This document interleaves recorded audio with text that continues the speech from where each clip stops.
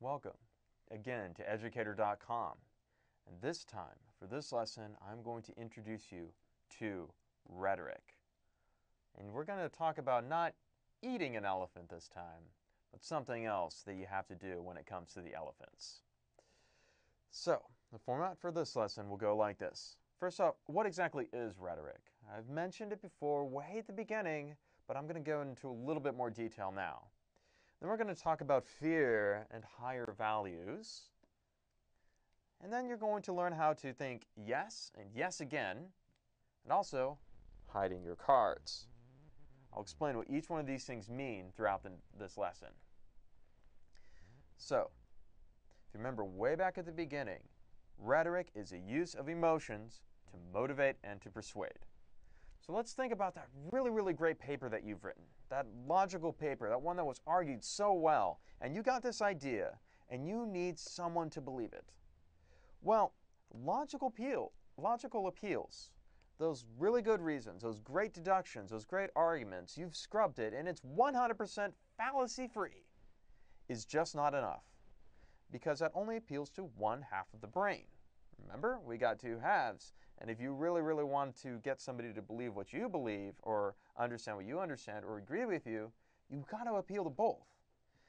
And one problem with the logical half of the brain, that left brain, is that it loves to analyze data, it loves information, and it will just keep spinning and spinning and spinning and spinning its wheels, and will never actually commit to anything.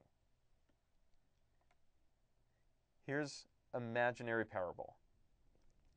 There is a rider on top of an elephant, and that rider is reading a map.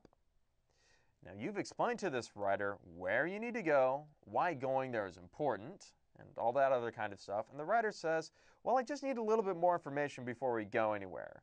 And then so you give that rider a little bit more information. You know, instead of just giving them the road map, you give them the topography map so they can see where the mountains and the hills and the rainforest is.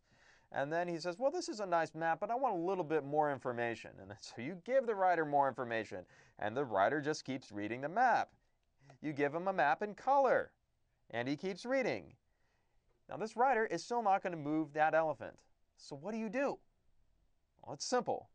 Climb down off the top of the elephant, and then you get behind the elephant, and then you whip the elephant.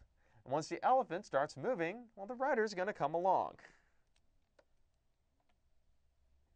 So, persuasion is that process of whipping that elephant to get somebody moving and to get somebody to commit to something and to get someone to be motivated to do something.